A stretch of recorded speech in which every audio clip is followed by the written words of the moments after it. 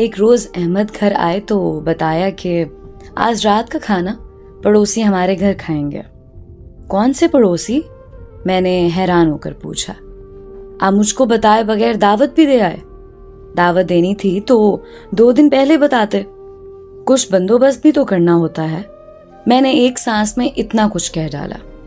کہنے لگے گھبرانے کی بات نہیں، ہمارا پڑوسی مشہود میرے بچپن کا دوست ہے، اس کو یہ کوٹھی میں نے ہی دلوائی ہے، بس سادہ سا کھانا بنا دو۔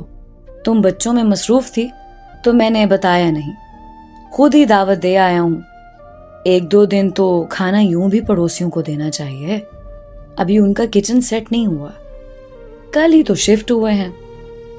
انہوں نے بھی ایک ہی سانس میں میری ساری باتوں کا جواب دے دیا اور اسی وقت جا کر دعوت کا سامان بھی خرید کر لے آئے۔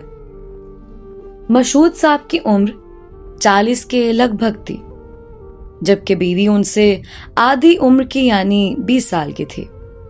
نام آئمہ تھا اور اچھی ٹال تھی۔ مشہود بھائی تحمل مزاج تھے، وہی زیادہ تر باتیں کرتے رہے، جبکہ گفتگو کے دوران آئمہ خاموش رہی۔ وہ خاموش ضرور تھی لیکن افسردہ نظر نہ آ رہی تھی۔ ان کے جانے کے بعد میں نے احمد سے پوچھا کہ عمروں کا اتنا فرق کیوں؟ وہ بولے مشہود نے شادی اب کی ہے۔ کیا یہ ان کی دوسری شادی ہے؟ نہیں، پہلی ہے۔ اس کی وجہ یہ ہے کہ ان کے والدین اس کے بچپن میں ہی حادثے میں جاں بحق ہو گئے تھے۔ اس وقت مشہود صرف 9 برس کا تھا، تبھی اس کے نانا گھر لے آئے کہ ان کے سوا کوئی قریبی رشتہ دار سہارا نہ دے سکتا تھا۔ نانا کی محبت پا کر مشہود تو سنبھل گیا، لیکن اس کی ممانیوں کو اس کا گھر میں رہنا بار گراں گزرتا تھا۔ ان عورتوں کو اس کا رہنا چبھتا تھا کہ کہیں سسر صاحب اپنی جائیداد میں سے نواسے کو حصہ دار نہ بنا لیں۔ نانا اس کو پڑھائی کے ساتھ ہنر بھی دینا چاہتے تھے کہ وہ ان کے بعد کسی کا محتاج نہ رہے، لہٰذا شام کو اپنے ایک دوست کی ورک شاپ پر بٹھا دیا تاکہ مشہود اچھا میکینک بھی بن جائے۔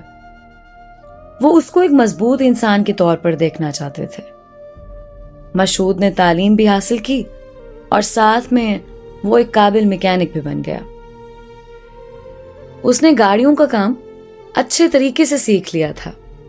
جلد ہی اس کو ایک اچھی ملازمت بھی مل گئی۔ ایک دن جھگڑا ہو گیا کیونکہ ممانیاں نہیں چاہتی تھیں کہ وہ اب گھر میں رہے۔ وہ برسر روزگار ہو چکا تھا۔ گھر میں روز روز کا جھگڑا ختم کرنے کی خاطر اس کے نانا نے دل پر پتھر رکھ کر نواسے کو رخصت کر دیا۔ اس روز پہلی بار مشہود کو احساس ہوا کہ وہ دنیا میں تنہا ہے، تاہم اسے کسی قسم کا ڈر نہ تھا۔ وہ اس قابل ہو گیا تھا کہ دنیا کا مقابلہ کر سکے۔ وہ کرائے کا کمرہ لے کر رہنے لگا۔ اس کی عادت تھی ہر کام توجہ اور دل جمی سے کرتا تھا، لہٰذا دفتر میں اس کی عادت وجہ ترقی بنی۔ اس کی جلد ترقی بدخواہوں کو ایک آنکھ نہ بھائی۔ دفتری رقیبوں نے سازش کر کے اسے دفتر سے نکلوا دیا۔ اس کے پاس کچھ رقم تھی اور ہنر بھی تھا، بس کرائے پر چھوٹی سی دکان لے لی اور اوزار خرید کر گاڑیوں کی ریپیئرنگ کا کام شروع کر دیا۔ دنوں میں اس کی دکان مشہور ہو گئی اور بہت سا کام ملنے لگا۔ اسی حساب سے آمدنی بھی روز بروز بڑھنے لگی۔ زندگی کی بقا کی جنگ لڑتے ہوئے اس کو احساس بھی نہ ہوا کہ گزرتے دنوں کی دھوپ بالوں میں چاندی بن کر اتر آئی ہے۔ جب احساس ہوا وقت گزر چکا تھا۔ اس نے ایک بڑا گیراج لے لیا، اپنا کاروبار بھی سیٹ کر لیا۔ اب اس کے بہت سے شاگرد تھے اور یہ اپنے دفتر میں بیٹھ کر حکم دیتا اور اس کے ملازم کام کرتے تھے۔ جب فکر معاش سے آسودہ ہو گیا تو گھر بسانے کا خیال آیا، لیکن ایسا کوئی نہیں تھا جو اس کے مزاج اور عمر کے مطابق لڑکی تلاش کرتا۔ इतनी दौलत कमा लेने के बावजूद अभी तक वो एक कमरे के किराए के मकान में ही रह रहा था। दिन यूं ही गुजरते रहे और हम दोस्त उसको मजबूर करते रहे कि वो शादी कर ले। वो खामोश हो जाता। एक दिन जब मैं उसे मिलने गया, वो कुछ खामोश सा था।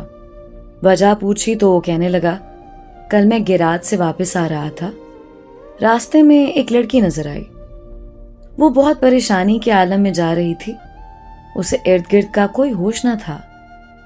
उसे देखा तो बस देखता ही रह गया। वो मेरी नजर के मयार पर पूरी उतरी है। अब सोच रहा हूं कि कैसे उसका पता मालूम करूं और उसके हालात से वाकफियत हासिल करूं। उसकी कैफियत अजब थी। जितनी देर उसके पास बैठा रहा, वो उसी लड़की के बारे में बात करता रहा। वो मुस्तकिल उस लड़की को हासिल करने की उलझन में गिरफ्तार था। मेरे सिवा किसी को नहीं बताता था कि मसला क्या है। एक दिन उसने बताया कि आज मेरा फिर उस लड़की से सामना हो गया है। मैंने उसको सलाम किया, वो मुस्कुरा दी। उसकी मुस्कुराहट में बड़ी थकन थी, मगर मुझे उम्मीद की किरण भी दिखाई दी। आज मैं बहुत खुश